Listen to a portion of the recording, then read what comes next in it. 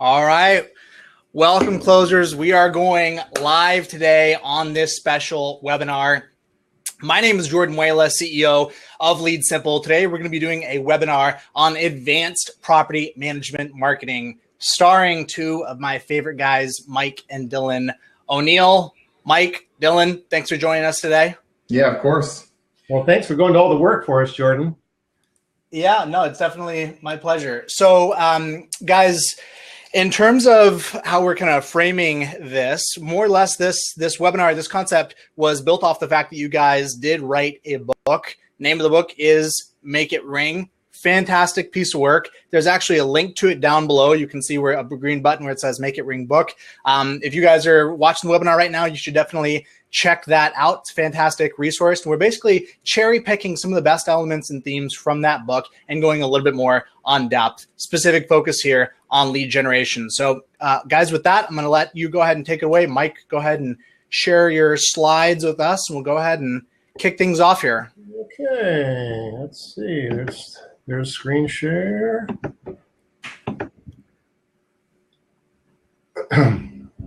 All right, so let's go ahead and get those slides presented and bada boom, here we go. Ready to roll? Yep, you are good. Take it away. Awesome. Okay.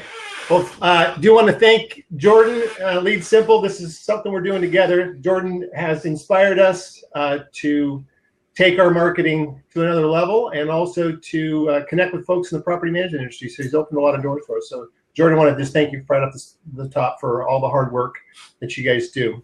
My pleasure. Okay, so let's see. We're going to jump right into this. Here's what you can expect today. Aiming at about 30 to 40 minutes. We'll see how that goes.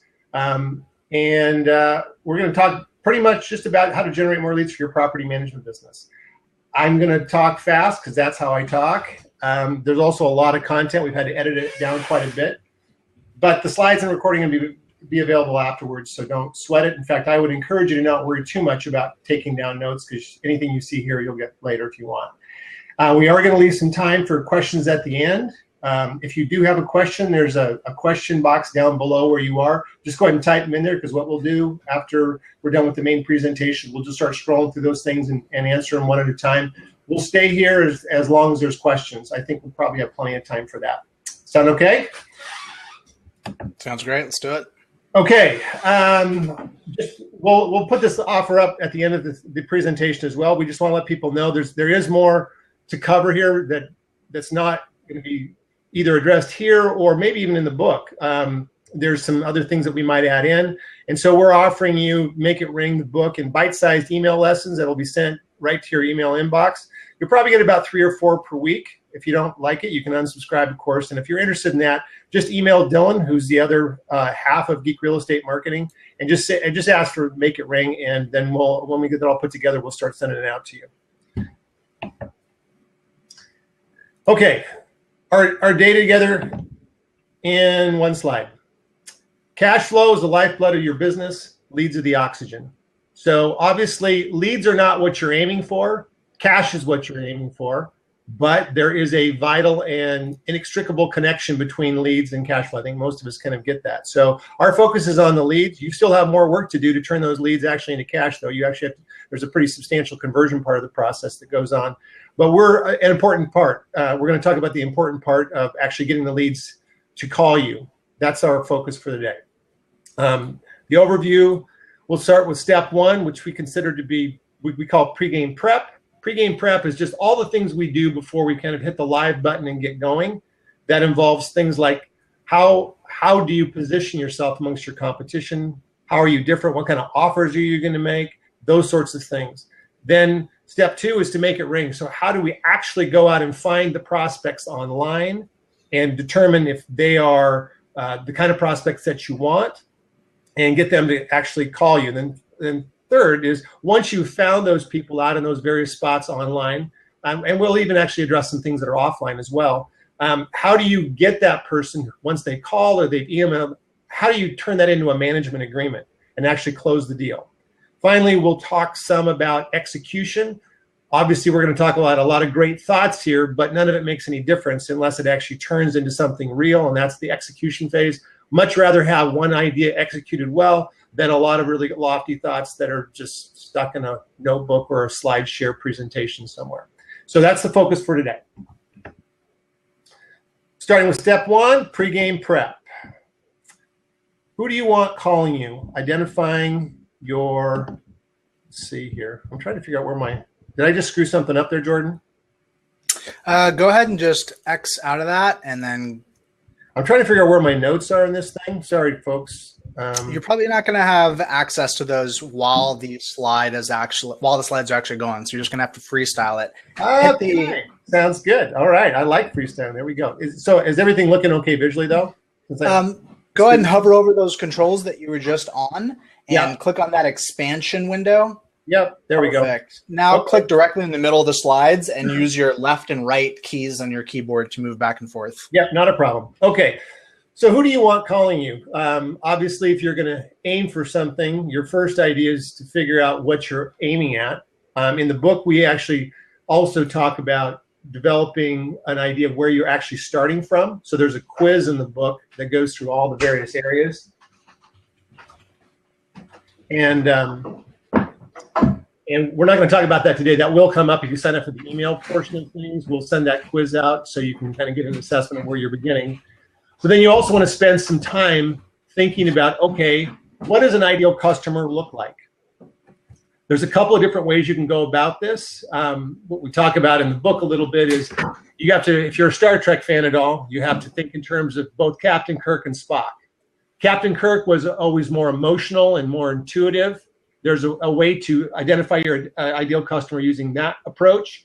And then there's the Spock side where you use data, stats, past behavior that you've seen in your records, that sort of thing, to determine who your ideal customer is. And we actually don't recommend that you just do one or the other. We actually recommend that you do both, because there's actually some insights that you're going to get that are difficult to find just if you focus on just the data side or on just the kind of intuition and human side.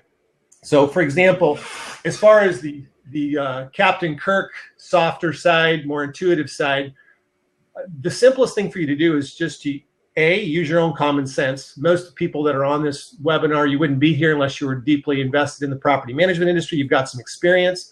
So you should just probably pull out a piece of paper and write down on a list, who's my ideal customer? And common sense will allow you to write down probably a bunch of ideas. I would encourage you as well to write down the opposite. Who is not my ideal customer? Who do I not want to attract?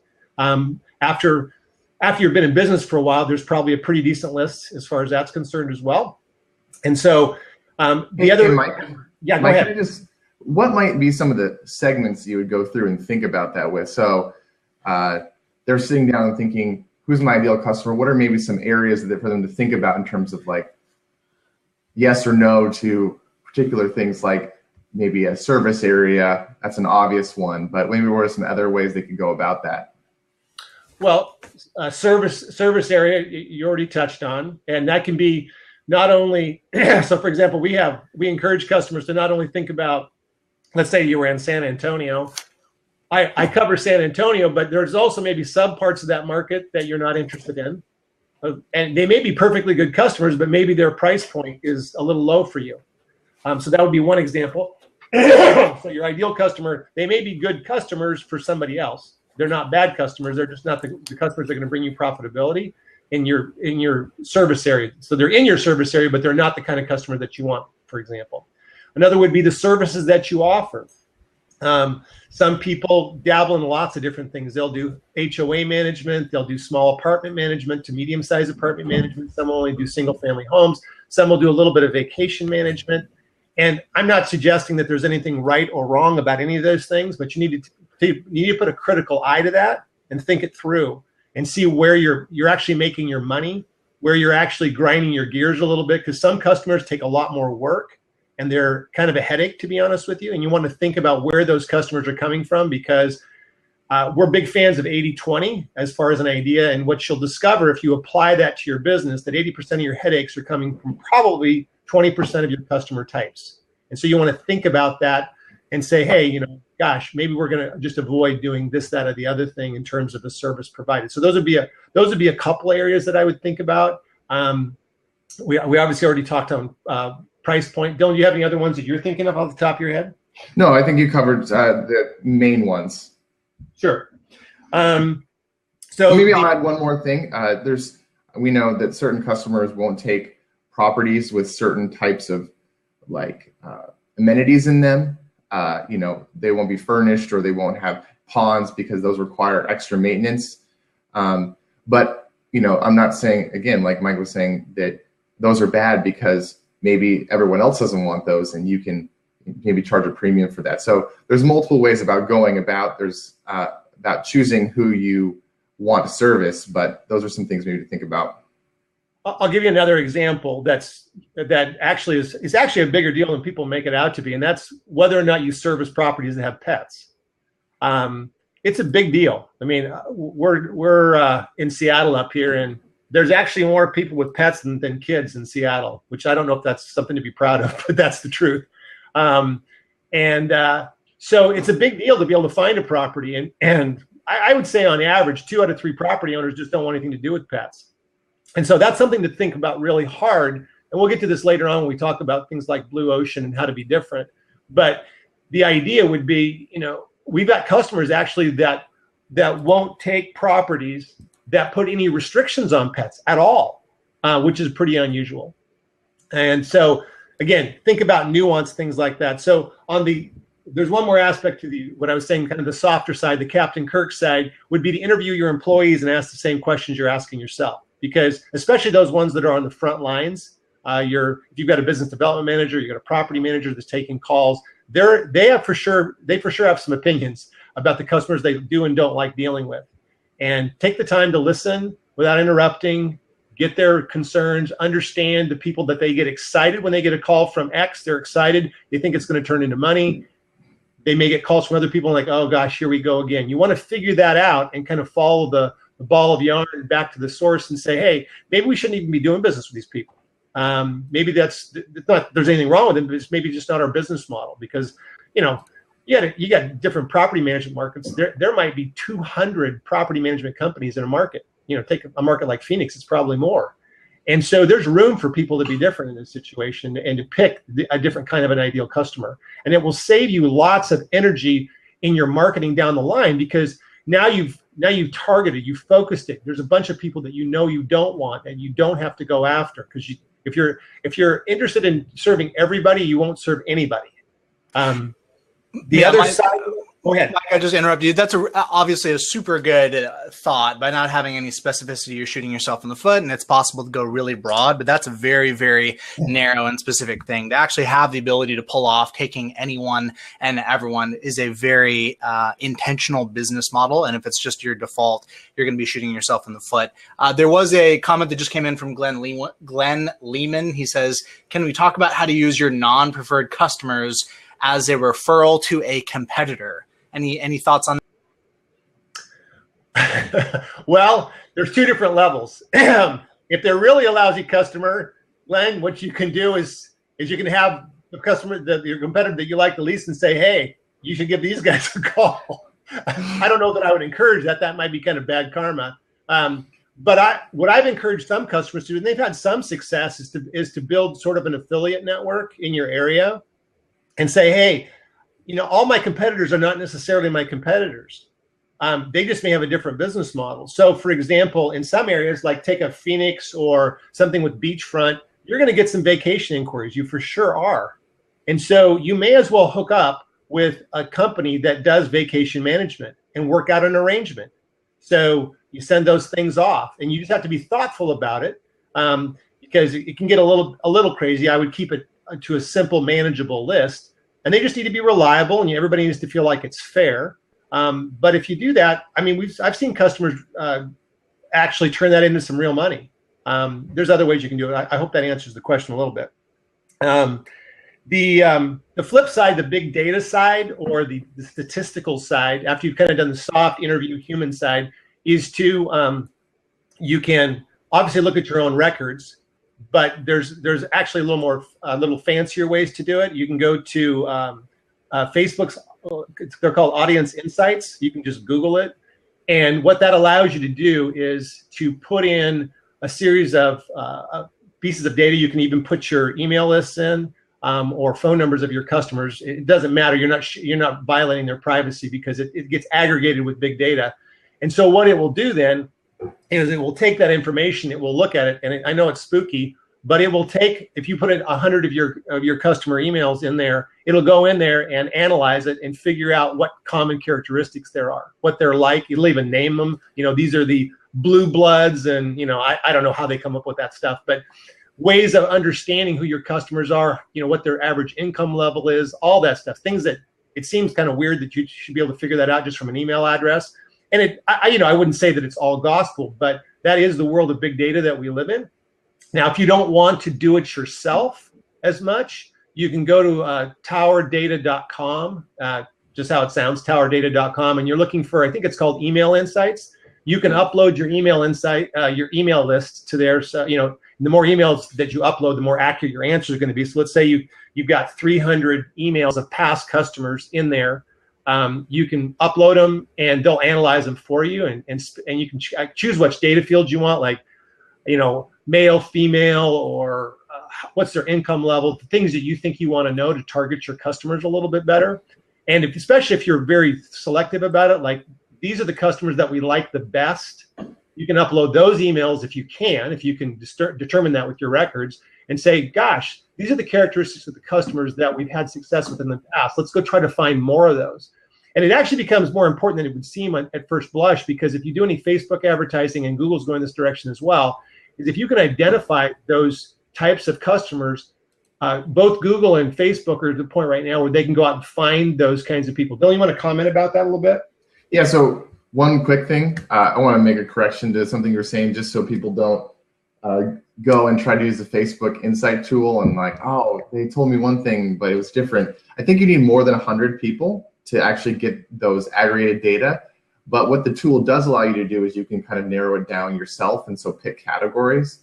So you can play with it both with your current customer list if you have a big enough list. And I don't remember the exact number, but I'm sure Googling can help you find that. But you can still use the tool without even putting your customer data in there. And then you were asking about Facebook. Is that what you said? Well, both Facebook and Google are going in a direction where if you've got a solid list, an email list, they'll go out and take that list and they'll create, in Facebook, it's called a lookalike audience. And I think it's called customer match in Google at this point. And they'll go out and they'll say, okay, I'm going to go find more like that for you. And how the heck they do it, who knows? But they go out, and so they'll show your ads to people that you don't know, but meet the profile and characteristics of the people that you put in there. Yeah, that's exactly how it works. Good, I got something right. That's not bad. It's a good day. So those are the two sides. So we'll go ahead and move on to the next slide. The next is this is talking about how you are different, how you stand out. You need to give them a reason to call you. Dan Kennedy's a favorite marketing guru of mine.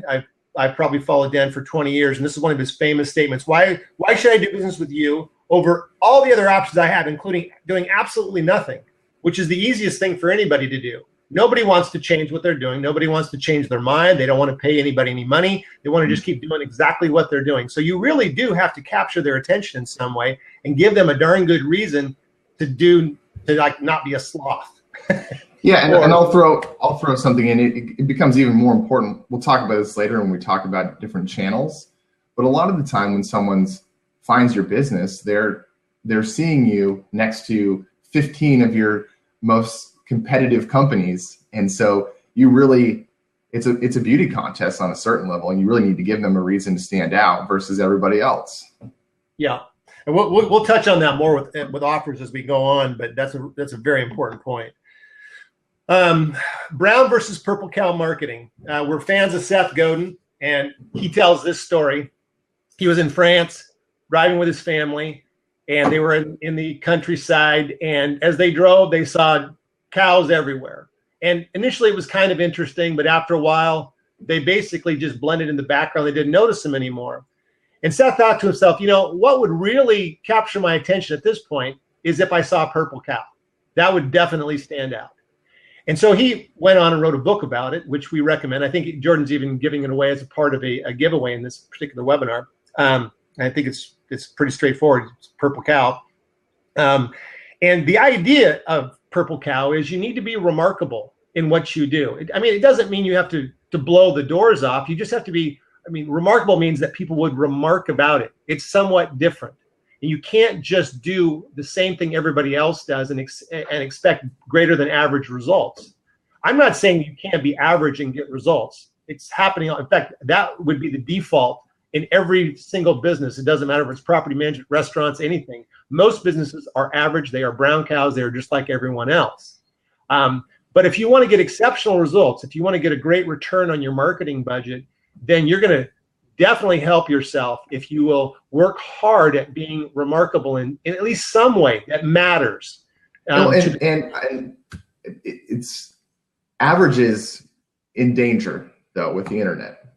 Maybe offline, maybe 10 years ago, 5 years ago, but we just saw this where if we pay attention to really geeky things, and maybe you guys aren't as into it like we are. But Google changed the amount of ads they allow on their search results, when going from 10 down to 4 or 5. And so whenever you start to be more competitive like that, you can't get away with average in the same way you could before, right? Yeah. Well, the other thing about that's a great point. And because the internet encourages greater transparency for people as well. Used to be that if you were a great an average company, but you were in the local neighborhood, people wouldn't go to the trouble to drive all around and try to find it or look up in the phone book and call everybody. But now, with a couple clicks of a button, they can figure out what your review profile has been over the last 5 years. They can look at pretty much all your hard work on your website and any materials that you have out there in under 30 minutes. And so for somebody that's even mildly industrious, they can figure stuff out about you that previously would have been just way too much work. So if you're not different, it's exposed a lot more quickly on the internet right now. And so we encourage you to think really hard about this issue. The book goes into, I think we give 6 or 7 different approaches. We're going to talk just about one. We'll talk a little bit, some ideas about getting you started. But there's a lot more ideas in the book about this. And if you sign up for the email thing, you'll get a lot more ideas as well about how to issue through. We talk about Blue Ocean. Blue Ocean is the name of a book. It's more of a Fortune 500 book. I don't know if I've even recommended it, to be honest with you. I liked it, but the idea is pretty simple. It's like 400 pages or something, but it's really a pretty simple idea. And that is that most markets are red, i.e. they're shark infested. Everybody's fighting each other. They're tearing each other limb from limb. And if you're in some of these markets, like Phoenix is definitely that way. People just tear each other limb from limb in the Phoenix market. I think the most recent thing I saw was there's one company giving away 4 free months of management just to get people to call them. It's unbelievable. I was talking to a client there recently, and they were using All Property Management to generate some leads. And I said, yeah, sometimes 2 or 3 people calling the same person. He says, I wish that was true. He says, for us, it's upwards of 8 to 10 companies calling the same person. And so by the time you're number 7 or 8, how do you think that consumer feels? Well, they're not happy to hear you. They're mad. They're annoyed, and they hang up. And so that's what happens in a red ocean environment. It's also happening, for example, we'll talk about later in this webinar about encouraging you to consider pay-per-click marketing as a way to get started quickly. But in some of these markets, it is a red ocean.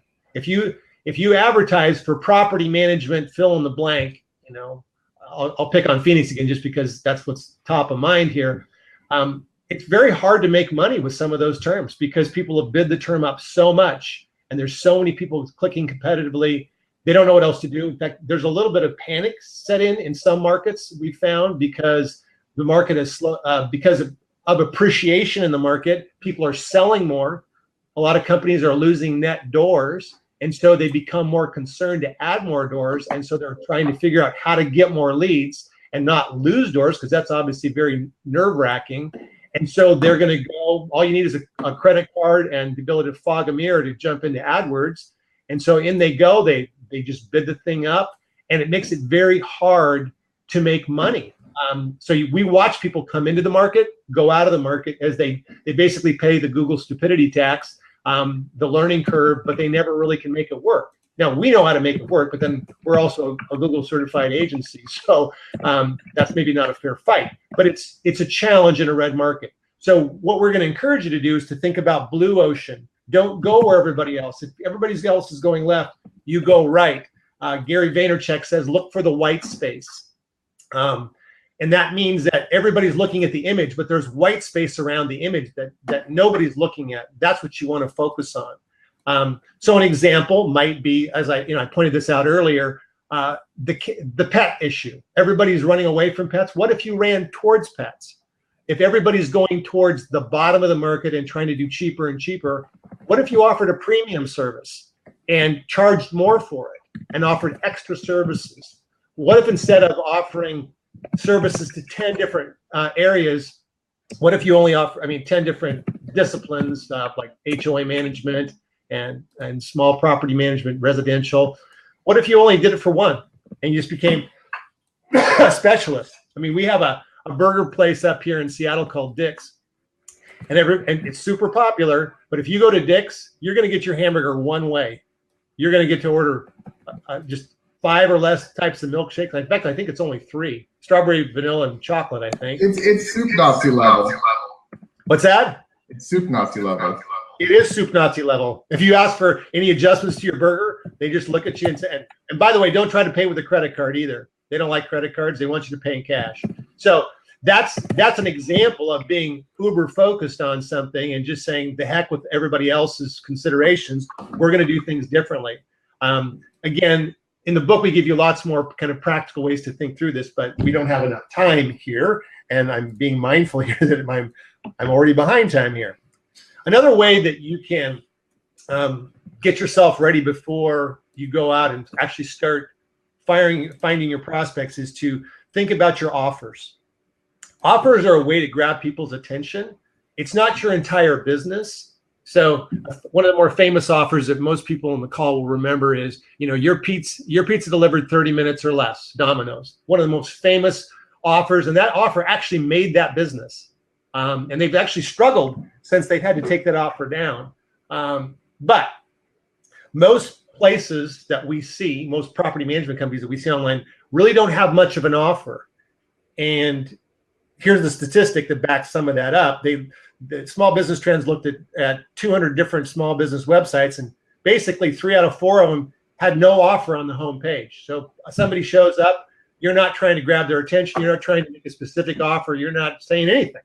And that's a rough way to start a marketing relationship, I'll just tell you. Some elements of a good offer. Dylan, you want to talk about some of these?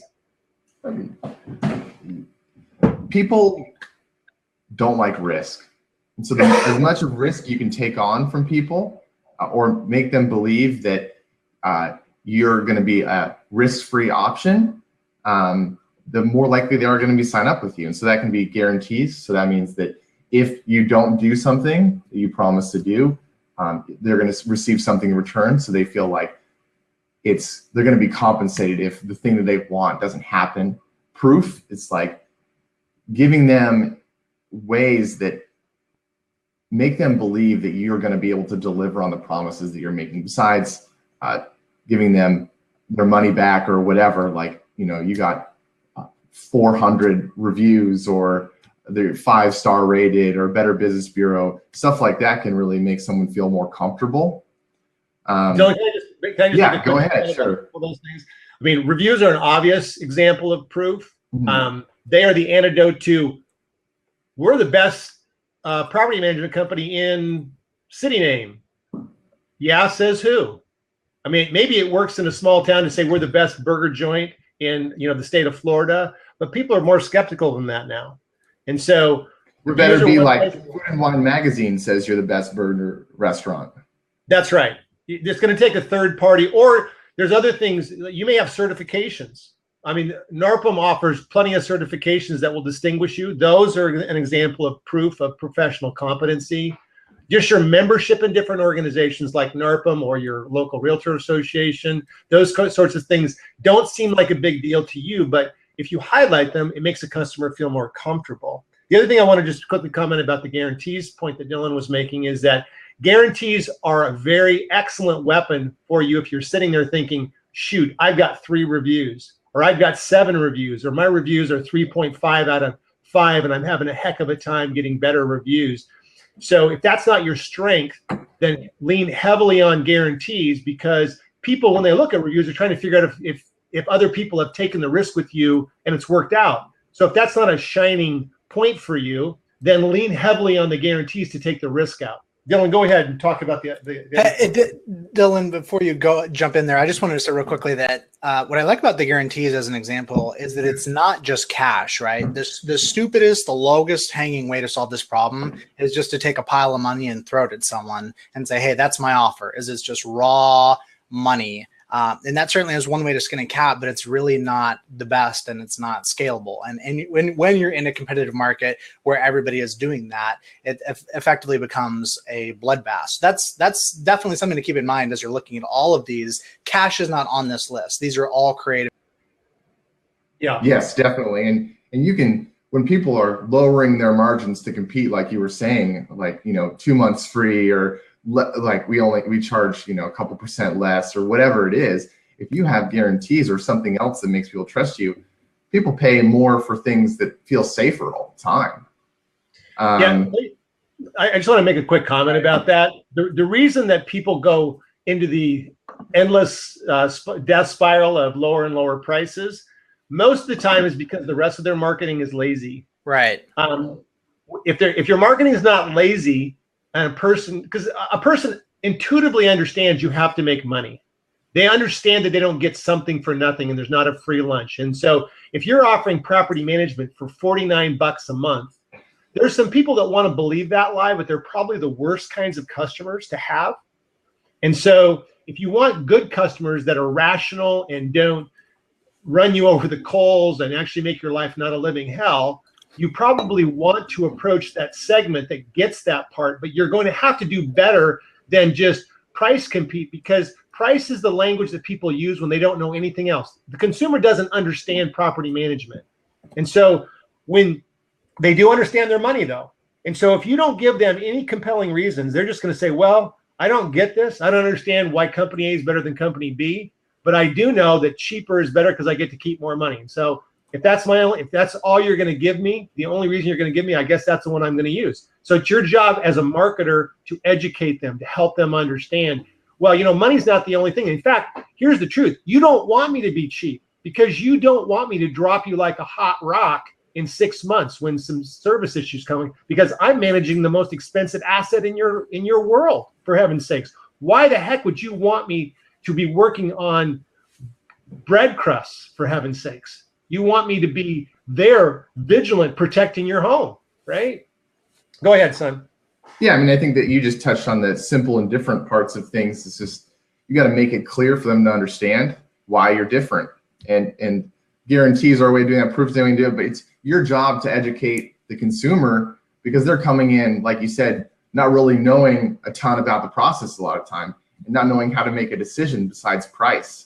So you got to come in and say, here's how you kind of should make the decision, or here are some tools that I give you to make this decision easier. You really want that, like, you want them to feel like this is an easy decision for who the winner is. Yeah, it should be you. The other thing I'll say about Simple is I do see people come up with offers that are so complicated that the person just can't understand it. And you need to go with your gut on this one. The more complicated you make it, the more likely the person's going to say no, because a confused mind says no and does nothing. So your offer has to be pretty straightforward and easy to understand. And I've seen some really convoluted stuff where, I've been a licensed broker now for going on 28 years, and I'll look at some of this stuff and I have to sit there and look at it for 3 minutes, like, what are they actually saying here? I have no idea. And that's a bad sign, right? Because the person that's clicking on your ad, they barely know what property management is. And it's not because they're dumb. It's just because they just don't know.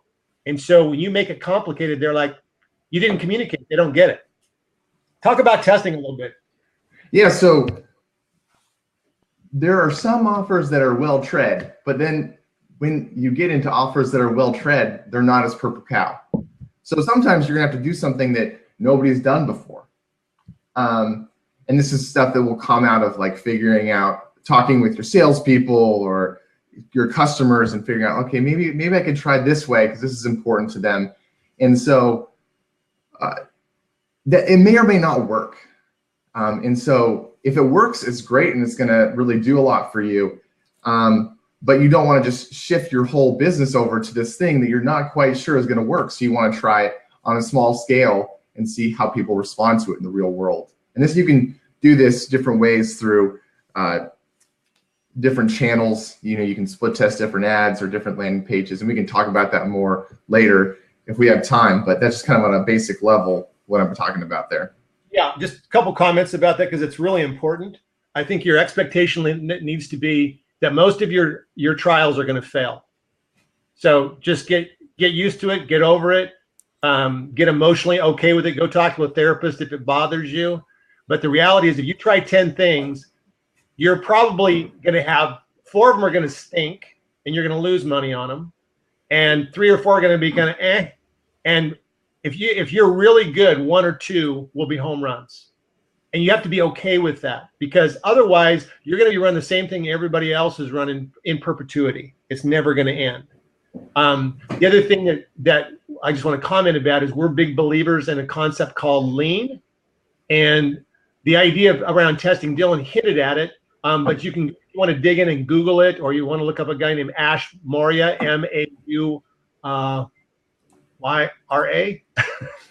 He's got a book called Scaling Lean. It's a little technical, but the basic idea is you want to do things inexpensively and cheaply and on a limited basis before you decide to say, hey, our company is going to be all about this thing. Well, you might want to check that, spend $500 to figure out if that's actually going to work first before you marshal the troops. So let's keep moving. Why should they trust you? 88% of consumers trust online reviews as much as personal referrals. The source is Bright Local, which is a local marketing company.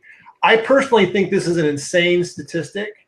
I don't think there's any justification that people should trust online reviews as much as personal referrals. Not to the tune of 88%. And I've talked to property management owners that refuse to accept this reality, like, oh, reviews are fake, or I hate online reviews because renters leave terrible reviews and I'm angry about that. It's like, I don't know what to tell you except, buckle up, buttercup. It's just how it is. And if you don't get on board with that, you are going to be hurt, because consumers are looking at reviews. And I will give you a very simple question that will prove this. I bet 95% of the people on this call have shopped at Amazon. You tell me, when was the last time you bought a product on Amazon that had 0 reviews or had negative reviews? That's a huge personal impediment for me. That borders on just won't do it. With Amazon, with the ubiquity of reviews, I'm taking a huge risk to buy something without reviews. So it's not necessarily that the reviews are going to be the ultimate influencing factor head to head, but to have no reviews for me personally is a huge risk factor when I'm buying online retail in a universe where there is a ubiquity of reviews. And that's happening in service-based business as well, as where pretty much in every major market, there's going to be hundreds of reviews to look through. And one of the important considerations here, that if you don't get on board the review train, people are like, it's one part of the puzzle, whatever. I'll just let you know, things are coming down the pipeline with Google. You can now, and I don't want to get too technical here, but they're allowing site extensions, site extensions. Did I say that right, son? I'm not 100% sure what you're talking. Location extensions? Okay, there we go. Well, review extensions is a new option that they're providing. It doesn't always show up, but imagine if you were running an ad online and your review profile was in the ad, that Google blended it in, and you were paying per click, and you had a review profile that was 2.7 out of 5 or 3.1. I am telling you, Nobody's clicking on that ad, period. And Google's going there because Google wants the consumer to be happy with their result. And so they recognize the consumer wants social proof like that. The consumer, especially in a service-based business like property management, the reality is the consumer does not know how good you are until after the service is done. Right. And so they care a lot more about reviews in those circumstances than otherwise. And Google is moving in that direction. So people that don't take this seriously, I think at some point are going to face a pretty severe deficit. I mean, just to give you an idea of how high the bar is, I have a client that's got over 330 reviews at a score of 4.5, I think, out of 5. Did I say that right? 4.5 out of 5. Now, your market may not have that, but I'm here to tell you that if you want to make the decision easy for the consumer, then look at your competitors and make your goal to have twice as many good reviews as if your competitor has 70, you should be shooting for 150 at 4.5 or above. I realize that's a very big goal, but don't be satisfied that you're just kind of in the mix if you want to get that phone call. So Mike, what about the folks that are just kind of crabby about the whole thing? They've looked at reviews, they're behind, they see their competitors have a ton of reviews, and they just know deep down in their gut that those reviews that their competitor have, they're fake, they're spam, they bought them, whatever it may be. For the folks that are behind and are kind of just really annoyed that a competitor they feel like is not trustworthy has all these reviews and it's kind of preventing them from even wanting to get in because they're so behind the curve, how would you react to somebody in that situation? Well, this is going to sound a little tough, and I don't mean to be mean to anybody, but remove thumb from mouth and just accept the fact that life is not fair. Okay, I mean that's just how it is. I know for sure that there's some companies that are cheating on reviews, but not everybody is. I mean, I can tell you the customer I have that has 320 plus, every single one is legit. I mean, I've looked, they're legit. And so how have they done it? They've done it actually the old fashioned way, hard work. Now, you want to catch up quickly? Yeah, there's some shortcuts as far as catching up quickly. We can't help you. That aren't sketchy. Yeah, that aren't sketchy. That's right. No, I'm not about doing anything outside the terms of service. I mean, because that's what's tricky about reviews is you literally have nothing you can offer them except a smile and a personal relationship to actually even get them to take the time to leave the review. I mean, we built our own review product based on this idea of personal relationship. We've had pretty good success with it so far. It just came out in the last couple of months because one of the things that we see is that people actually are doing a good job of satisfying their customers, but they're not able to capitalize on it because they can't prove it. So I'll give you an illustration. We had a customer in a small market. They'd done business for, 3 or 4 years or 5 years. And they had what was it, something like 3 reviews, something like that. I can't remember what it was. Mm-hmm. Something like that, yeah. And so the consumer looks at it and says 3 reviews, yeah. And so we used our product with them. We basically went out, sent emails to their entire list, and I won't go into the details of how the product works, but basically within a month, they added 30 reviews, 4.5 or above. It was, individual results may vary. I'm not promising anything as far as our product. I mean, our product's not magic. All it does is channel. If you've done a good job, it alerts those people that it would be very nice if they would go ahead and give some online recognition to you. So you have to do the hard work of actually taking care of the customer. You cannot fake that. If you're doing a crappy job, you're going to have crappy reviews. And frankly, you deserve to have crappy reviews until you clean up your act. But if you are frustrated because you are doing a great job and having a hard time recognizing, we can offer some, input about that. Not here, but it's a long conversation. You probably do need a tool, frankly, because otherwise it's overwhelming and aggravating. But does that address your question, Jordan? Yeah, it does, Mike. So, but one other angle on that. I mean, I think that fear, loss aversion drives a lot of people here, particularly thinking about tenant reviews, right? Because you can do your best, but from time to time, you're going to have tenants that are unhappy. The tenant is not the person that's paying you. They're an indirect client per se. For folks that are afraid to get in because they're afraid of the negative reviews, particularly from tenants, maybe they've had a couple of unfair reviews in the past. How would you address that concern? Because it certainly is a real one. I'm not Dr. Phil, but I would say, well, how's that working for you? I mean, because here's the problem. Here, go ahead. Do you mind if I jump in? Yeah, Sure. go ahead. Sure. So the best way to do this, like Mike was maybe starting to say, is it's a reality that tenants are going to get upset. There's no way around it. Now, what you can control is how you take initiative about it and how you maybe keep people as much as you can away from those review profiles of yours. And so our tool and a bunch of other tools have ways of you take the initiative, you reach out to the people on your customer list, tenants or owners, and you ask, how do you feel about the feedback that we've gotten? What's your feedback on what we've done for you? And if they're upset, you can filter them to a different place. So people that are happy, you send them to your Google profile. People that are unhappy, you send them to a forum, and they can send you like their feelings about how maybe you screwed them over, whether valid or invalid. And then you can one, calm them down, or do something about it, make them happy. And then two, they're getting a chance to vent outside of your review profile. So Dylan, what I hear you saying is the basic formula here is you're basically proactively soliciting feedback, and then based on how that person responds, segmenting where you're directing them. Exactly. That's a very simple way of putting it. Sure. Yeah. Mm-hmm. We use and that's the basic recipe that any given tool is fundamentally using, is proactively soliciting feedback, which any good business does. If they're unhappy, address it to the best of your ability. If they're not unhappy, if they are happy, actually send them to somewhere where they can actually do some good for everyone, which is leaving a review. Exactly. Yeah. So you do have a certain amount of control over negative people leaving negative reviews. Yeah, I mean, this is a much longer conversation. Honestly, there's so much to be said about reviews and how to get them, and I'm happy to do that in the Q&A time. I want to keep powering along here so we don't run out of time, because we are going to. So let's just keep moving right along. Now we're into step 2. So that was step 1, pregame prep. So we've kind of set the stage. Now we're actually going to go out there and try to find these people online that can turn into management contracts. And so the first thing I want to just touch on here quickly is how you look at spending on marketing.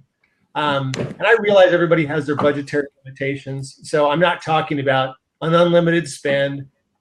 There's lots of considerations, but I have heard in various circles in the property management industry of people talking about marketing as a percentage of revenue. So, your spend should be 3% of revenue, or 8%, or 9%. And I just got to be frank, I think that's a complete waste of time. Because it doesn't tell you anything. It doesn't tell you whether you should be spending more or spending less. It doesn't hold your marketing dollars accountable. I'm going to encourage you to think about marketing as an investment. And so the way you ought to be looking at it is, I'm putting $1 in. What am I getting back out? What's my return on investment, my ROI on that marketing dollar? That's the question you ought to be asking yourself. And so that means you need a fairly robust way of tracking what's going on. And I will tell you from lots of firsthand experience, there's not a lot of good tracking going on. And I'll make a pitch later on for other reasons that you want to use Jordan's product LeadSimple. This is a good one, though. This is right up there. Keeping track of the leads you get, your conversion percentage, how much turns into a management agreement. Because if you don't know those numbers, you are absolutely flying blind. And sooner or later, you are going to run into a brick wall. It's just going to happen. So any comments you want to make about that, Jordan or Dylan? I mean, it's so obvious. I don't know what more you can say. It's like driving a car without having your speedometer and fuel gauge working. It's just, there's not a whole lot more to say other than that everybody is doing this, and virtually 99% of the people that I run into them are doing this and are somewhere on the cognitive scale. Nobody actually owns it and says, yes, I blindly spend money with no accountability or care for the ROI. But what people do is they'll use ineffective abstractions. Like, for example, well, I'm doing pay-per-click and I see I've got a lot of traffic and a lot of clicks coming in, when it's like, that means absolutely nothing. Clicks mean nothing. We do pay-per-click advertising for another business. We have it managed by a third party. They send us these monthly pay-per-click reports that are completely worthless. And I'm at the point now where I wish that they would stop sending them at all, because we track actual conversion tracking, the number of leads and dollars that came out of it, but that's not something they do. And therefore it's worthless. For any given marketing channel, you are tracking how many leads did I get based on my overall global monthly spend, what did I pay per lead, and therefore what did I pay per actual signed contract that I got from it. Unless you are tracking that for any given marketing channel, you are living and operating in a fantasy in terms of actually having any form of accountability and tracking the ROI on that channel. That's my Cliff Notes summary of what I would say about that, Mike. Yeah, no, that's great. That's great insight. And I want to talk on a human level here, because I do think owners feel a little bit of shame about this. Like they know they should know, but they don't know it. Because I've had these conversations with lots of owners, and I'll ask a pretty straightforward question like, well, how much does it cost you to get a management agreement in the door? Crickets, tap dancing, well, roughly about, or, and I'm not saying it's a simple thing to do, but I'm saying it's a worthy thing to do. And if you don't know the answer to that question, it's okay. You can just say, you know something? I don't actually know that number. That's okay. I get it. There's a lot of things I should be doing in my life I'm not doing too. So don't hide in shame. Just develop a plan and say, okay, from this point forward, I'm going to try to figure that number out. I'm going to follow the ugly truth wherever it leads. Because I will tell you, I'll give you an example. I talked to one customer in the market. They were using, I think, Dex Nose. And I asked them, well, how much are you spending on Dex Nose? And they said, well, I think we spend like $1,000 a month. I said, okay, so that's 12 grand you spent this last year. How many leads did you get? Actually didn't know. So we actually went in and physically counted them. The guy got 6 leads in the course of 1 year for 12. There better been those better been hella 6 leads. I mean, they better been pretty awesome leads, Mike. Those numbers don't work for most places. If it's costing me $2,000 to get a management agreement in the door, I don't think you're going to be long in the land if those are your numbers. So, it's not too late, folks. If you feel embarrassed about it, don't. Just get over it, move on, and just decide from this point forward you're going to try to get to the bottom of that. And that is why you should be using a tool like LeadSimple. I will just move on to the next slide here. Okay, search versus party channels. In the book, we talk about this. We essentially, we're trying to help people kind of intuitively understand how these work. So search, we use the metaphor of it's like a library or a catalog primarily. So somebody goes to the library to find information about something. Somebody goes to a catalog to buy something. Well, that's what search marketing is. When they type in property management Dallas, they are looking for property management in Dallas. It could be informational. They could be going to the library to figure out what goes on and try to understand it. Those would be people high in the funnel, or they could be low in the funnel with high commercial intent. They're thinking, I need a property manager next week. In that situation, they're using it as a catalog. They get their credit card out. They're ready to buy. They just want to figure out who to buy from. So that's what search is. Party channels are things like Facebook. We would call the Google Display Network one of those kinds of things. LinkedIn, Twitter, I suppose you could throw in there. And the distinction would be, well, why don't you explain what we mean by a party channel? A party channel it has to do with, like you said, it's understanding intent, right? It's understanding someone's actively looking for something, and so putting something in front of them is not going to be annoying. It's going to be helpful.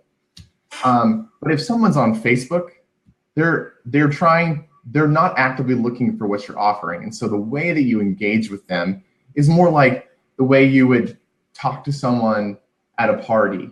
So you have to kind of be fun and nice and helpful, and obviously you're not going to chat with them about whatever. You're going to send something somewhat relevant to your business, but it's a much softer approach because they're not going to go from I'm looking at cat videos to, yeah, sure, I'll sign up for property management in just one step. And so the way you go about that is, you'll hear content marketing tossed around and stuff like that. So that's where you are trying to get someone engaged with you on a less of a commitment level. So there's an article that you wrote or something along those lines where they'd be like, oh yeah, that's relevant to me. And I click through and then you can follow up with them and kind of move them further down the funnel. Does that answer the question, Mike? Yeah, no, let me just comment about that too. Everybody obviously says, well, shoot, I want search people then, right? Because they have high commercial intent. They want to buy tomorrow. Well, The bad news is that's what all your competitors want as well. The bad news also is that the vast majority of people that could be potential customers are not in that phase. I would say easily 80% of the market for your services are not actively looking right this exact minute. And so you're wanting to build a relationship with them. You're wanting to build an audience over time. This is the promise of things like blogs and content marketing. And it's a little soft and squishy. We'll talk about it later. But if you do a good job, you can get people before they're actually thinking, shoot, I've got a vacant home. I need somebody. Whereas, oh, well, gosh, I've been getting all this helpful information from XYZ Property Management. I'm just going to pick up the phone and call them. That would be the ultimate goal of things like content marketing and social party or even to think of it as a sales tool on a certain level of like, someone may not even know that they have the problem, or that they should, the problem is the level that they have. Like, they may read that article and be like, oh, actually, like, that sounds nice to have someone else manage my thing. You know, I don't really want to, I'm not really up for that. And so it engages someone and moves them down the funnel, even if they're not actively moving themselves. Well, the other thing I'd like to highlight for folks that are listening is that you have more of an educational obstacle than you think. 80% of the country has no idea that property management is like a real service, which I know is shocking, but 80% of properties out there that are not residential properties that are not owner occupied are self-managed. And most of those people, if you talk to them, have no idea that this is like a real thing, a service. And I listen to phone calls every single day, and I will tell you that my experience in the trenches of listening to calls from all over the country bears this out. People have a very rudimentary understanding of what's going on. So the more you can educate people and help them feel comfortable, the easier your process is going to be on down the line as well. I'm going to keep moving here. Mike, just on that, I totally agree. I've had the same experience. I was talking with a pizza chain franchisor the other day, owns about 100 pizza chains. And I was telling him what I do, and he was just blown away that the property management industry was big enough to actually have franchises as well, and that it's actually like a real full-blown, significant industry. For whatever reason, there is a little bit of a barrier to people appreciating just how critical these services are until you actually fully explain it. So totally with you on that point. Got it. Proceed. Okay, so now we're going to get a little more tactical here. We're not going to go super in depth in any of these, and I realize this is only a partial list. We stuck with the things that people are either we actually see them doing or thinking about doing. So I'm not going to talk about Twitter and Snapchat and Instagram and whatnot. I'm happy to in the Q&A time, but I'm just going to, I have to pick up the pace here because otherwise we're not going to get through this in an hour and a half for sure. So channels that we recommend. Channels that work fast. And we say channel, that's just our lingo. It's an easy way to talk about all the various ways that traffic could be funneled to you that are interested in property management. We're advocates of AdWords and Bing. There are two sides. They're just Microsoft's version and Google's version of paid search. We like those because they work fast. Obviously, the downside is it's very competitive. It works fast for everybody, so you have to work hard at it. But we think that in terms of dollar for dollar or energy spent, it's probably the best place for somebody who's starting out, and especially if you're thinking about doing it on your own. I'm not saying there's not a steep learning curve, because there is, but there's a steep learning curve to pretty much all the stuff we're going in. So it's not like this is the easy option and everything else is hard. It's that all the options are hard. This is most likely to keep you out of trouble and from wasting a ton of money. Channels that take patience. Referrals.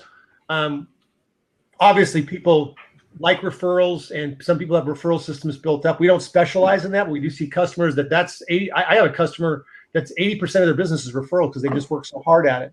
Email nurture, that's just something that you can work hard at. We have like 4.5 has worked with LeadSimple, and they have a follow-up component in there that they're building in. So that'd be an example of email nurture, and that can turn into a channel for you actually in a certain kind of way of looking at it. Buying management agreements has become popular here as of late. I've noticed a number of customers talking about that. That is a channel of sorts. It's tricky, but it does take some patience, and you have to kiss a lot of frogs to find your Prince Charming. Direct mail. Got one customer that is killing it with direct mail, and I'm very, very intrigued with this because I've got a background in direct mail. Don't see that happening very often, but it does take some patience and some investment of money. So those are channels that we think have potential, but take some patience or capital.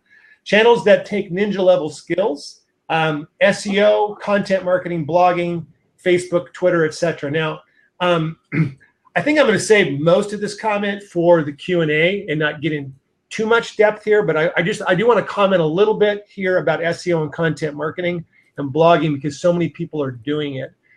Before we changed our business model and went strictly on pay for results basis, we were a services-based industry company, and so we did things like build websites and do SEO and content marketing and that sort of thing. So we have some familiarity with it, and it's not. I'm not negative on SEO and organic search. I think it's actually can be a very important component. The challenge is that most of the ways we see that being carried out in the property management industry is literally just throwing money down the toilet. I mean, I don't know that I've seen maybe less than a handful of places that are not, some of them are just getting royally screwed, to be honest with you. And it's not so much that I think that people are all terrible operators that are, these SEO agencies. I just don't think they understand quite what they're doing. And frankly, the owner is trying to hedge their bet by saving a little bit of money. And so the truth of the matter is that the really good SEOs are going to charge way more than you want to pay, probably, or they're doing their own thing. That's the honest to goodness truth. Mike, I just want to interrupt you and just give a caveat that I'm sure you will agree with, is that SEO in general, SEO as an industry is a cesspool. Fair to say? You can find some great operators doing great things, no doubt, but you must go in understanding that it is a cesspool. Here's a pool of raw sewage, and it's your job to pull some value out of that. If you're up for that, that's fantastic, and you can do well with it, but you have to have that context going in. Otherwise, you're going to naively, do a Google search, find a couple of local operators, and not be operating on the premise that most likely you're going to get ripped off. And part of that's going to be your fault because you don't have realistic expectations about what it actually costs if you're going to pay a third party to do it. I know you'll talk about that more at the end. There's a question in the question section down below. Let me just comment quickly about that. I'll tell you a real life story. This happened just in the last couple of weeks here. So I was talking to somebody and they were saying, "Oh yeah, I'm doing some SEO." This is a property management owner. I said, "Yeah, okay. So how much have you paid?" They kind of hemmed and hawed. I said, "Well, $10,000. Okay, that's a decent chunk of money. And how long has that been for?" He said, "Well, 10 months. So you're paying $1,000 a month?" "No, paying $2,000 a month." Okay, all right. So, okay, and how's things gone? He said, "Well, how many leads have you got from it?" 0. And so no conversion tracking. Well, I mean, the problem is this. There's nothing wrong with this owner. He's smart. He's sincere, but it's very hard to tell what's going on because it feels like black magic. It feels like smoke and mirrors. Yes, on your reports, all the arrows are pointing green. You've gone up 30 positions on this and 20 positions on this. Unfortunately, you cannot take that to the bank and they will not deposit it. They only deposit cash. And so much of what goes on in the SEO world never turns into anything real. And by the way, it never ends. You will be paying an SEO person 4 years from now. And if you think it's free, you're nuts. You're certifiably nuts to think that SEO is, I'm going to get free organic traffic. I've had people tell me that. It's like, there's just no way. There's nothing free about it. It's not free in time. It's not free in money. It's not free in emotional aggravation. And again, hear me clearly. I'm not negative on organic. It's just right. Organic is awesome. Yeah. Creating value for other people on your website, content marketing, creating valuable content is awesome and is a brilliant idea. But most people don't orient towards saying, "Man, I would just love to work really hard to create a really value-added asset for my audience." Instead, they think, "Oh, SEO, that must be like some kind of a shortcut. There must be these tricks." That day faded a long, long time ago. Sure. And you talked earlier about reviews and how Google is trending more towards reviews. The big picture, Google is just trending towards reality. The slack is being taken out of the marketplace. These little tricks are fading away. And creating value is the one long-term, sustainable, enduring path towards building a business. And if you're not committed to doing that, then there's really not a whole lot of reason to go down the SEO path. Okay, I'm gonna march us along because we're not gonna make it otherwise. So, recommendation here: if you want to get started with AdWords, this is the best 20 bucks you're going to spend. Perry Marshall, you will never go wrong with him. We're a certified Perry Marshall agency, and he's smart. His stuff is the best. So spend it. I would recommend this, even if you're not going to do it yourself. If you're paying somebody else, this will teach you truth from fiction, flam from reality. So invest the 20 bucks. Moving on. Just want to touch on this. I'm going to have to kind of short circuit this a little bit and not give as much depth as we'd like, because we're going to run out of time. A funnel, what we mean by that is it's not just about the phone call. It's about everything that leads up to the phone call, and everything that happens after the phone call is a whole string of events. That's a funnel. And so the ad is one part of it, but then if they click on the ad, they have to be able to read it. So there's copywriting there. And then they go to a landing page. That landing page has got to convince them to either give you their email information or to pick up the phone and call you. And then they got to call you on the phone, and somehow that's got to turn into a management agreement. And that whole process is conversion rate optimization. So you're looking, it's not just all about traffic. We can send 1,000 people to your ad, but if your ad sucks, nobody's going to click on it. And likewise, if they click on your ad, go to your landing page and that sucks or it's confusing, then nobody's going to sign up. And so you've got each of these points where people can fall out. And conversion rate optimization is about that process where you're trying to optimize at each step. You may not have a traffic problem. People may be clicking on your stuff, but if you can't get people to call you on the phone, you've definitely got a conversion problem. And so you have to look at that in segments and figure out where is your point of most pain and fix that. I'm gonna just have to skip and keep going because I could talk for 5 more minutes about that. So we're gonna finally close the deal. Okay, I'm gonna talk about phone issues, and I'm gonna make this short, and it's really painful because I really got a soapbox I want to stand on here. Answer the dang phone. I'll say it again. Answer the dang phone. Paul Graham, was one of the founders of Y Combinator, which has been a startup place for, I don't know, 500 or 600 different businesses, encourages his companies to do things that don't scale. I'll give you a couple examples. Woofu, which does online forms, used to send a handwritten thank you to every new sign up. This is a software as a service company online. Stripe, which does merchant processing, they would physically go and install Stripe on people's laptops if they were there. Okay, that sounds insane. That doesn't scale at all. That sounds dumb. Sounds like that's out of the pages of the Idiot's Hall of Fame in terms of how to run a business. Airbnb, same thing. They drove to people's houses, took the pictures. Yep, absolutely. The problem that I see with property management companies is they're so intent on trying to make sure that they scale and don't get bogged down with phones that it's so frustrating for me. People call. We've spent all this time. We're at the 1 yard line. People says, "Hey, great ad. I definitely want to talk to you." And then it takes 2.5 minutes for them to talk to a human being. They go through 2 voice trees, or they talk to somebody. And I mean no ill intent by this, but there's a lot of outsourced stuff in the property management industry. They talk to somebody that's using voice over IP where they can't understand, or they're from a different country and they don't speak clear English, and so I just hear the consumer getting more and more frustrated. And so do things fast. I got one customer, they just got old school. They got a receptionist that picks it up and just says, "Hi." And they answer within like 5 seconds. And I'm like, why can't everybody do this? This is simple, right? Because let me throw something in there just real quick. I know we're going fast, but you're going to lose that person. If you don't pick up, if it's a missed call, the chances that they're going to go click the back button and call the next person down are 100% basically. And so it's not like you get a second crack.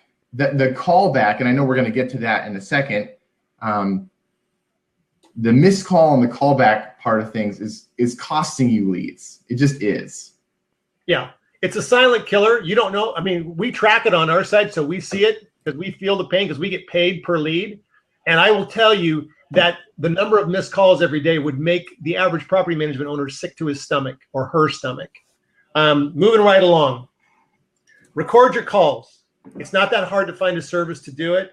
And then owners, listen to the calls. Listen to how your salespeople or your BDM or your property manager or whoever is talking to the customer.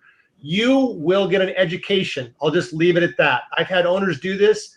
I said, you listen to 20 calls and then you hear what I hear. And it was, one of our owners said, I was sick to my stomach. I had to stop after 5 calls. I was so upset. Okay. You don't know what's going on, and you can't. This is the core of getting new business. You have got to treat these people like they're royalty. And so you've got to pay attention to what's going on. Keep moving on. Tracking your calls, keeping track of how you do. LeadSimple is the answer for this. It's the only product where you can track how fast your customers, your property managers or BDMs, how fast they're answering the phone. And that's critical. I mean, I won't pile on a bunch of statistics here, but trust me that if you're not picking the phone up quickly or calling back in less than 5 minutes, you are losing a ton of business. Moving on. What to say on the phone? So sorry we've mentioned this. LeadSimple is great at tracking that, at understanding how fast you're following up, putting a metric to it. We got to keep moving here though, because this thing is going to get shut off, and we're going to leave people hanging. Yeah. What I'm going to say about the phone issues, just to put a quick point to it, is most old school sales techniques are not working. And so you should be looking at building trust versus what kind of closing techniques am I going to use? You should be asking questions instead of talking. You should be aiming to understand versus sell.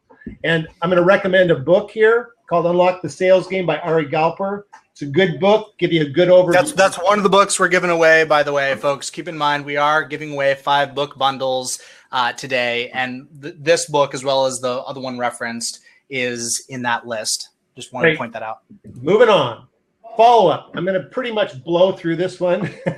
Because it's not important. You're killing me, Mike. Hey, I'm looking at the clock here, dude. We're going to run out of time. I hear you. So, we'll send more of this in the email thing. If you want to do the follow-up email stuff, we'll do it. Of course, there is the book that has a lot of it in there as well. Yeah.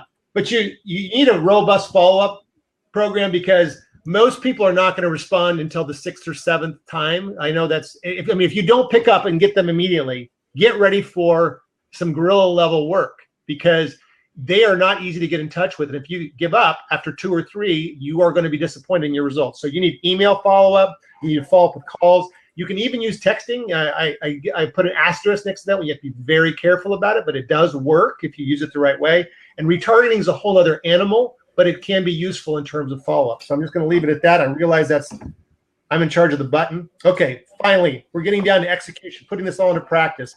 I'll just let that quote stand on its own. Gary Vaynerchuk's one of my favorite. You can read it for yourself. I'll just let it be. Will you do it yourself, or will you outsource all this stuff we've been talking about for the last hour and some? Pros about do it yourself. I put this in quotes. It is cheaper, and it's better than nothing. So if you don't have budget, then you should do it on your own, period.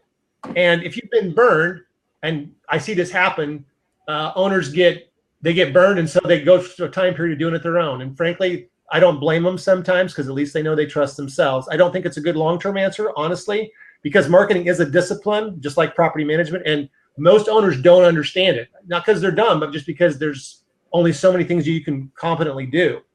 And it also takes away from the time you have to run the company. You have to decide, do I want to be a full-time marketer and lead generation and online digital agency, or do I want to actually run a property management company? I mean, obviously, you can tell by the tone of my voice which side I think you should fall down on. You can hire an in-house marketer or a business development manager.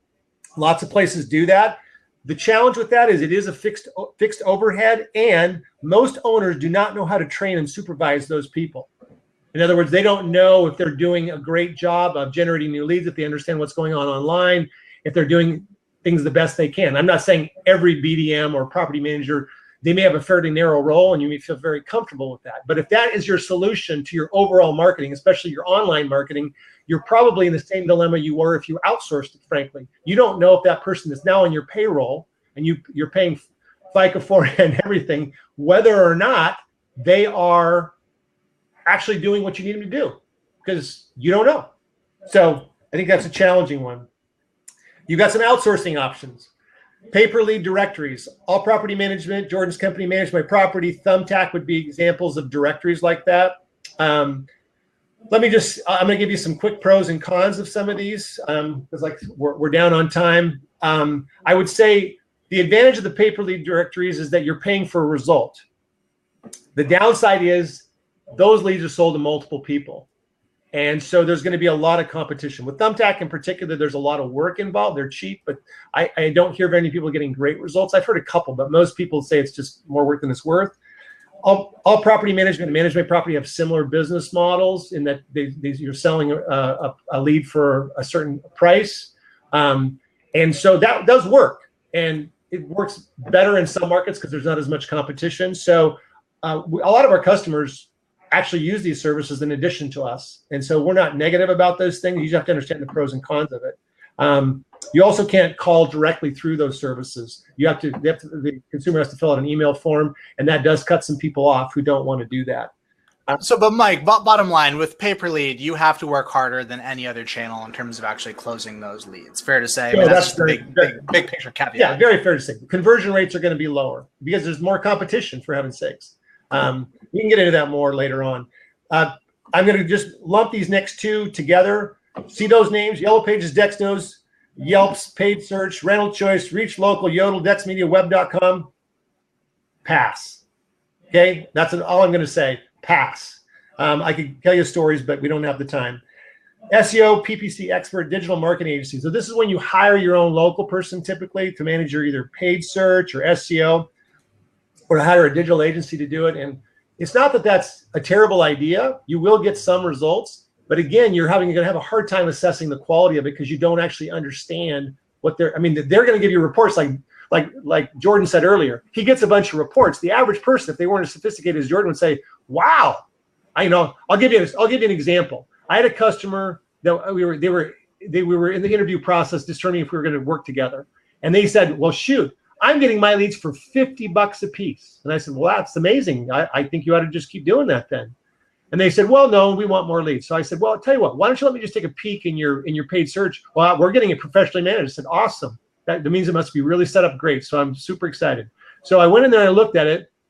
And what I found is their reports, sure, it was $50 a lead, but you want to know what was included in there? Vendor calls, renter calls. And we all know that vendor and renter calls are way outnumber owner calls. By the time you actually figured out what they were paying per lead, it was upwards of $400 to $500 for actual owner leads. And that's unfortunately, these people, they don't specialize in the industry and they're just happy to, if it shows up and somebody called, that's a lead. No, it's not. Not even close in this business. Not even close. So you can do that, but just be careful. Property management marketing firms, 4.5, Open Potion, Dialmong, Social Eyes. The benefit of these companies is they're specialized in the property management industry, and so they have a built-in accountability. They have to go to NARPM. They have to face people. If they don't do a good job, they're going to hear about it. That's actually a pretty good thing. The one thing that's in common about all these is you're buying a service, not a result. That's not a pro or a con, I suppose. It just, you need to know what you're getting into. They're not going to guarantee a certain number of leads. They're going to say, I'm going to do some content marketing for you, or I'm going to write some emails for you, or whatever. That's what you're paying for. You're not paying for a result. So, and most of the time, you're going to also enter into a contract with these folks. That's generally how it goes down. So those are the pros and cons. Property management software vendors, I'm going to quickly skip past those because with just this one statement. These companies are maybe good at building websites, but generating online leads is an entirely different discipline. So if you like to go to your doctors to give you advice on what kind of shoes you ought to buy, then knock yourself out. But it's about like that as far as I'm concerned. They are familiar to you, so I see why and I'm sure if they're listening, I'm sure they would take offense. But I'm just telling you the stuff that I've seen doesn't blow me away. And I wouldn't sign up for any of the marketing programs that are being offered by the software vendors. I'll talk just quickly about us. What makes us, I'll say the cons of working with us, we only work with one company per market. So we're kind of limited in that way.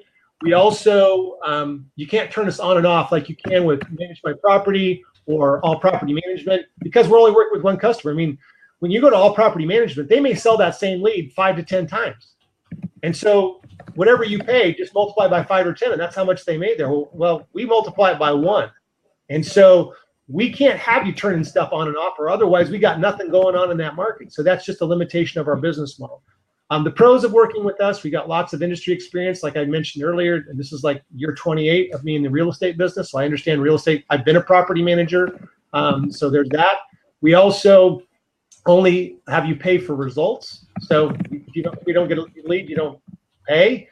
We're not an auction, so you pay a fixed price that we agree upon ahead of time. There's no contracts. Is anything else, Dylan? It's our own company. I should probably know, but I'm still under pressure. Okay, moving right along. Oh, what do you know? We made it to questions. And there's the information, too, if you want to sign up for the email list. So I guess I'm going to exit out of this. Yes, and we'll go to questions. Fair enough? Yeah, that's a plan. So I'm going to go ahead and kill the screen share piece here. And now we're just going to go ahead and answer these questions. So, Mike, you should be able to scroll down. Yep. Mike and Dylan, we can see a list of questions. Guys, if you want to submit more questions, do so down at the very bottom. I just want to mention that after this webinar, we are going to be sending out the recording and the slides to attendees. We're also going to be sending out 5 book bundles to 5 of the attendees. If you have more questions right now, scroll down to the bottom, submit questions. Guys, floor is yours. Okay, so I'm only looking at the questions at the bottom, but I see there's also questions on the side too. So Dylan, yeah, I'm taking care of the chat. So okay, you worry about answering the other ones. How do we justify the cost? This is Jerry's question. How do we justify the cost versus reward of social media and direct marketing? Well, okay.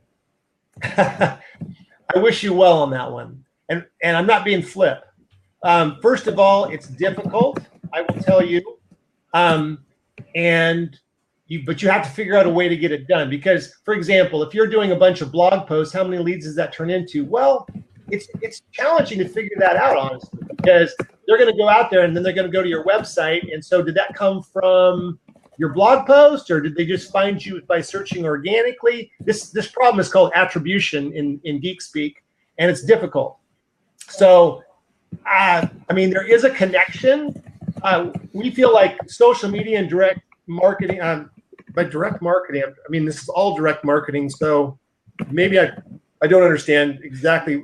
Direct marketing is completely different. I mean, the bottom line with social is that it's glue. It amplifies and supports the other things you're doing. It is not a standalone solo channel. Direct marketing, like mail, for example, you're going to expect it to be accountable and to earn its own keep. Yep. Next question. Yep. How do we quantitatively measure the results we get from our marketing dollars? Well, the good old-fashioned way, honestly, if get out a spreadsheet and start keeping track of things like, this is how much, here's the things you need to care about.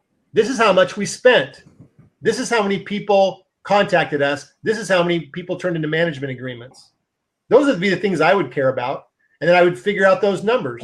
How many people, or how much we're spending, how much is it costing us to get somebody to call us or contact us, and then how much is it costing us then to, sorry guys, this is a home office, and that's my dog and the mailman. They have a daily standoff. So let's see, I got a little off track there.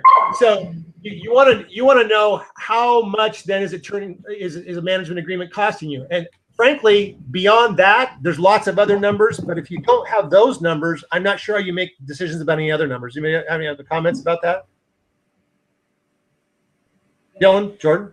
Yeah, it's not complicated. How many leads did you get? How many of those leads turned into paid contracts? And based on your monthly spend, what did you pay per lead and what did you pay per signed contract? It is not more complicated than that. I mean, unless I had those numbers nailed, pull out a yellow notebook and a pen. I mean, if you got to, it doesn't have to be fancy. Just get those numbers down and figure them out, because otherwise you're not making good decisions probably.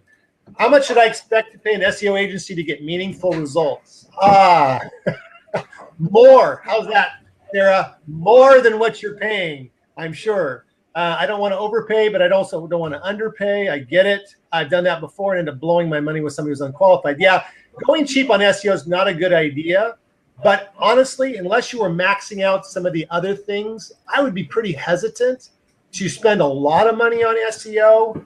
Because I can tell by the nature of your question that you're kind of in a quandary. It's not like you're SEO expert, which most owners aren't. I mean, I'd be happy to talk offline with you about that. You know, we can do an email exchange or something, because I'm sure you've got some very specific kinds of questions. But boy, I wouldn't just throw money at it, because there's some bad operators that charge a lot is the problem. So it's not just, yes, good operators will charge more, but also bad operators will charge more. So as a signal, how much you're paying is always the best signal.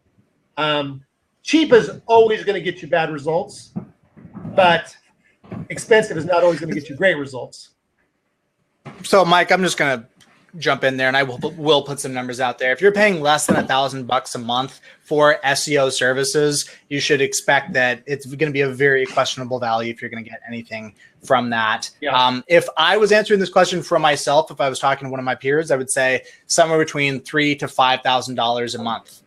Yeah. And if that sounds outrageous to you, if that sounds shocking to you, then there you go. You have your answer as to whether or not that is for you. If you truly want to be hands-off, that's the case. Now, if you say, I want to do content marketing and I want to own the big picture, but I have a couple of very limited and select things that I would like some help with, that's a different story. But if you truly want to be hands-off, have nothing to do with it, have somebody else just make you a pile of money, you better expect to pay a pile of money. And $3,000 to $5,000 on a monthly basis is about what I would say is kind of the good, safe range. Of course, you could still wind up hiring somebody that's not going to do you any good, but there are definitely more safeguards and questions that you can ask. Mike, Dylan, any thoughts on the questions, the specific questions that you would want somebody else to ask, either a pay-per-click agency or a SEO agency, to try and filter out the riffraff from the good operators? Yeah, I mean, one thing I would say. I mean, Jordan, we're coming up against a hard limit here in about 3 minutes, I think, aren't we?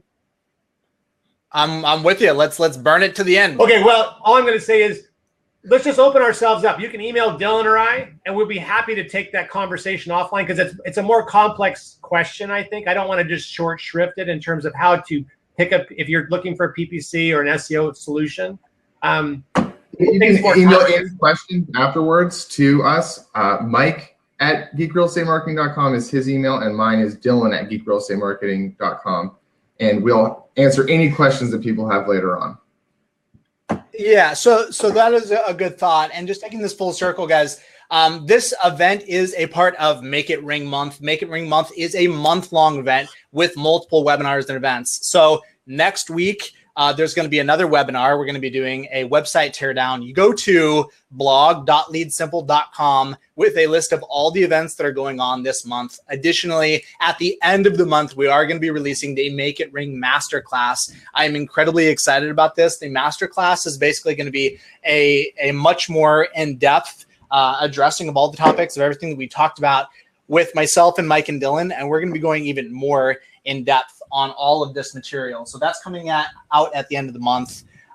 So blog.leadsimple.com. You can check out everything that's going on these months, all of these resources. Guys, really appreciate you taking the time to join us today. As they mentioned, if you have more questions, you can contact them directly. Dylan is going to go ahead and drop both of their email addresses into the chat in the bottom right. We will be sending out a recording of this webinar along with the slides when it is over. Guys, thanks again for joining us and watching. Mike, Dylan, thanks for putting on this event with us. Of course. Thanks for having us. Yep, thanks. Had fun. All right, we'll see you guys next week. Awesome. Thanks so much, guys. Hope it was valuable for some people. It was great. Love doing it.